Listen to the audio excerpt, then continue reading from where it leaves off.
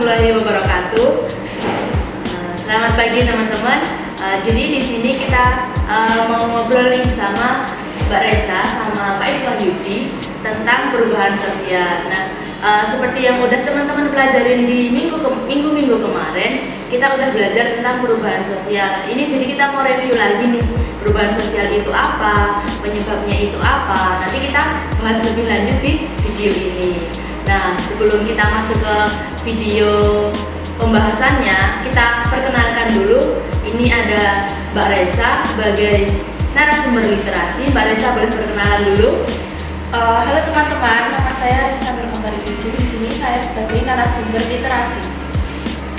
Selanjutnya nanti ada Bapak Iswahyudi sebagai narasumber utama kami. Saya Iswahyudi, mengajar di kelas 12 IPS. Ya, tentunya teman-teman udah nggak asing lagi ya sama Pak Iswahyudi. Pak Iswahyudi ini guru mata pelajaran sosiologi di SMA Banyudono. Nah, selanjutnya tadi kan kita udah intro nih tentang kita mau bahas tentang perubahan sosial. Nah, buat memudahkan teman-teman, jadi nanti pas teman-teman mau nonton videonya sekalian ya bukunya disimak. Nah, buat SMA Banyudono sendiri kita pakai buku yang udah dibawa sama Mbak Reza. Itu ya teman-teman. Jadi bukunya disiapin dulu. Nanti sekalian teman-teman bisa nyoret-nyoret nih nanti poin penting mana sih yang harus teman-teman perhatiin. Jadi nanti teman-teman bisa paham tentang materinya. Seperti itu. Nah, buat pembahasan yang pertama itu kita ada pembahasan tentang pengertian perubahan sosial. Nah, dari buku yang memang digunakan sebagai media pembelajaran di SMA Banyudono ini, apa sih itu Mbak pengertian perubahan sosial? Oke, gini ya teman-teman. Jadi untuk buku literasi kali ini kita menggunakan buku siswa sosiologi yang memang udah teman-teman baca dan juga bawa. Nah, untuk pengertian dari perubahan sosial sendiri ada kurang lebih di sini ada 11 tokoh. Nah, tapi di sini kami akan memilih satu tokoh saja yang menurut kami itu intinya itu membahas kalau perubahan sosial itu sangat dekat dengan globalisasi kehidupan sehari-hari kita. Jadi untuk yang kita ambil ini yaitu namanya Selo Sumarjan. Nah, di sini ia mengemukakan bahwa perubahan sosial sebagai perubahan pada lembaga-lembaga kemasyarakatan dalam suatu masyarakat yang memenuhi pada sistem sosialnya, termasuk di dalamnya nilai-nilai, sikap, dan pola pelakuan di antara kelompok-kelompok dalam masyarakat. Nah, itu tadi ya kalau pengertian menurut buku. Terus itu tadi yang disampaikan Mbak Reza itu pengertian perubahan sosial menurut Selo Sumarjan. Nah, kalau menurut Pak Iswahyudi sendiri, perubahan sosial itu apa sih Pak? Mungkin teman-teman bisa dijelasin nih biar lebih simpel bahasanya, gitu Pak. Oke, terima kasih teman-teman. Ya, izinkan saya untuk membahas. Jadi kalau kita lihat sebenarnya tokoh-tokoh yang membahas tentang pengertian perubahan sosial itu banyak sekali. Nah, tapi bisa disimpulkan bahwa perubahan sosial itu adalah semua perubahan yang terjadi di masyarakat. Itu poin pertama. Perubahan yang terjadi di masyarakat, baik itu perubahan yang bersifat fisik maupun yang sosial. Ada perubahan di lembaganya, nilai, struktur, dan lain sebagainya. Perubahan sendiri terjadi karena adanya ketidakpuasan di masyarakat, ketidakpuasan, keinginan untuk maju, dan keinginan untuk membuat suatu perubahan yang lebih maju. Jadi intinya perubahan sosial itu adalah perubahan yang terjadi di masyarakat meliputi perubahan nilai, norma, peranata, lembaga, dan lain sebagainya karena adanya ketidakpuasan di masyarakat dan ada keinginan untuk mencapai kemajuan. Itu Mbak.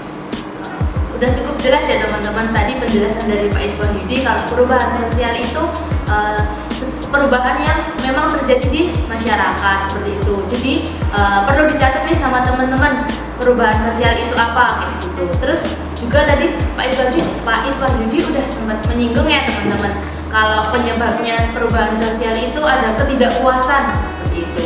Nah, kalau menurut dari buku yang dibawa sama teman-teman sekaligus yang kita jadikan sebagai media ini, ada nggak sih perubahan sosial itu disebabkan oleh faktor yang lain? Menurut buku itu apa Mbak Reza? Oh ya, jadi di dalam buku ini dijelaskan bahwa faktor penyebab perubahan sosial itu ada dua, yaitu yang dari dalam masyarakat dan juga yang dari luar masyarakat. Nah, kalau yang dari dalam masyarakat itu berupa bertambah dan berkurangnya penduduk. Bertambah dan berkurangnya penduduk ini terjadi karena perubahan dari struktur masyarakat. Kemudian kalau untuk berkurangnya penduduk ini disebabkan transmigrasi, berpindahnya penduduk dari desa ke kota atau dari daerah lain. Nah, untuk yang kedua itu adalah adanya penemuan-penemuan baru, inovasi baru yang dapat membuat perubahan sosial dalam masyarakat. Kemudian juga ada terkait pertentangan atau konflik yang terjadi dalam masyarakat. Kemudian juga ada terjadinya pemberontakan atau revolusi. Itu yang dari dalam masyarakat. Nah, kemudian untuk penyebab perubahan sosial dari luar masyarakat itu disebabkan adanya berasal dari lingkungan alam atau fisik, seperti terjadinya bencana alam, gunung meletus, banjir, dan sebagainya. Kemudian yang kedua adanya peperangan antara negara yang satu dengan negara lain. Kemudian untuk faktor penghambat dari perubahan sosial sendiri itu ada sekitar 8 faktor. Yang pertama ada kurangnya hubungan dengan masyarakat lain. Yang kedua, perkembangan ilmu pengetahuan yang terlambat. Kemudian yang ketiga, sikap masyarakat yang terlalu tradisional. Yang keempat, adanya kepentingan-kepentingan yang telah tertanam dengan kuat atau vested interest. Yang kelima, rasa takut akan terjadinya kegoyahan pada integrasi kebudayaan. Yang keenam, prasangka terhadap hal-hal baru atau asing atau sikap yang terlalu tertutup. Kemudian yang keenam, hambatan-hambatan yang bersifat ideologis. Kemudian yang terakhir adalah adat atau kebiasaan yang cenderung sukar berubah.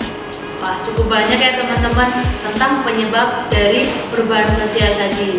Nah, karena ini cukup banyak, jadi kita berikan waktu buat Pak Is untuk menjelaskan. Mungkin per poinnya nggak bisa dijelaskan karena cukup banyak ya tadi ya poinnya. Jadi gini teman-teman, sebenarnya sosiologi itu bukan menghafal, tapi melihat fenomena realita yang ada. Oke, kita akan bagi 3 ini. Ada penyebab, pendorong, dan penghambat. Gitu. Ini beda sekali antara walaupun berhubungan antara pendorong, penghambat, terus penyebab. Ya. Penyebab di sini adalah hal-hal yang menyebabkan terjadinya perubahan. Kita misalkan pada diri kita berubah. Ini karena 2 faktor penyebab. Diri kita sendiri dan juga karena ada dorongan motivasi dari orang lain. Itu kalau secara pribadi. Secara sosial, perubahan penyebabnya juga ada 2, yaitu penyebab dari internal, yaitu dalam masyarakat itu sendiri, ataupun dengan adanya eksternal, yaitu dengan hubungan dengan masyarakat yang lain. Kita simpulkan. Kalau saya bisa menyampaikan ke siswa bahwa sebenarnya faktor endogen atau internal kita bisa singkat menjadi TKP. T-nya adalah teknologi. Kemudian adanya konflik di dalam masyarakat, misalkan ada konflik di dalam suatu negara ataupun di dalam masyarakat. Kemudian yang ketiga adalah B, yaitu tentang pertumbuhan individu. Oke, kita tanya endogen dulu. Teknologi maksudnya begini, ketika masyarakat menciptakan sesuatu di dalam teknologi, maka masyarakat itu akan mudah untuk berubah. Konflik itu juga akan berubah masyarakat, baik itu konstruktif maupun destruktif. Ya. Jadi konflik itu kadang-kadang malah mempercepat perubahan. Contohnya adalah konflik ketika ada kebijakan pemerintah dan sebagainya. Kemudian pertumbuhan penduduk ada bertambah maupun berkurang, itu juga sangat berkurang. Nah, kemudian teknologi sendiri itu nanti ada discovery dan invention. Discovery itu adalah penemuan pengetahuan baru, teknologi baru, itu mendorong masyarakat. Ya. Namanya discovery, penemuan awal. Discovery, penemuan awal. Ya, itu duluan. Discovery pakai huruf B, duluan. Itu cara mudahnya. Kemudian ada invention. Invention itu adalah lanjutan dari discovery. Misalkan dulu ditemukan sepeda, sekarang ditemukan sepeda motor. Berarti ada discovery-nya sepeda, terus invention-nya adalah motor. I-nya adalah invention, ikut-ikutan. D-nya discovery. Jadi kita kasih salah mudah ini, Pak. Dari endogennya atau dari dalamnya itu singkatannya adalah TKP, teknologi dan juga penemuan baru, kemudian konflik atau pertentangan, kemudian P-nya adalah pertumbuhan penduduk, baik itu berkurang maupun bertambah. Oke, itu yang endogen. Kemudian eksogennya kita singkat menjadi PBB. PBB. Yang pertama P, peperangan. Jadi ketika kita berperan dengan masyarakat lain, otomatis akan terjadi perubahan dalam suatu masyarakat. Kemudian yang B yang kedua, PB ya B, itu adalah dengan adanya budaya lain, adanya kontak dengan budaya lain, budaya asing. Nanti ada asimilasi, akulturasi, difusi, amalgamasi, dan lain sebagainya. Ya, nanti kita akan perjelas. Kemudian ada B yang kedua adalah bencana alam. Jadi yang B pertama tadi adalah budaya asing atau budaya lain. Yang B yang kedua adalah adanya bencana alam, faktor eksternalnya itu. Ya. Kalau kita perjelas tadi ada budaya asing. Kalau bencana alam ya, misalkan bencana alam itu ya kebakaran. Ya. Kemudian ada wabah seperti COVID sekarang ini, Mbak ya. COVID ini masuk di faktor eksternal, misalkan mengalami perubahan teknologi, tapi berkaitan dengan eksternal. Jadi dalam sosiologi ini memang apa ya, pembahasannya memang sangat luas. Nah, kemudian itu Mbak, yang budaya asing, kontak itu ada akulturasi, itu percampuran budaya. Asimilasi itu adalah percampuran budaya yang kemudian menghasilkan budaya baru. Kemudian ada amalgamasi, itu perkawinan silang, misalkan beda ras, beda negara dan sebagainya. Yang lain, contohnya reok itu ya, berkembang sampai di Malaysia dan di Amerika dan sebagainya. Itu dulu. Silakan. Itu buat penyebabnya tadi ya teman-teman. Yang endogen itu kita udah punya cara ngafalinnya nih, ada TKP. Kalau yang eksogen itu ada PBB. Nah itu dicatat di buku catatannya, dikasih warna biar teman-teman bisa lebih ingat kayak gitu. Terus juga tadi udah disampaikan sama Mbak Resa sama Pak Iswan Yudi kalau memang sosiologi itu dekat sama kita kayak gitu, yang emang udah terjadi di lingkungan sekitar kita kayak gitu.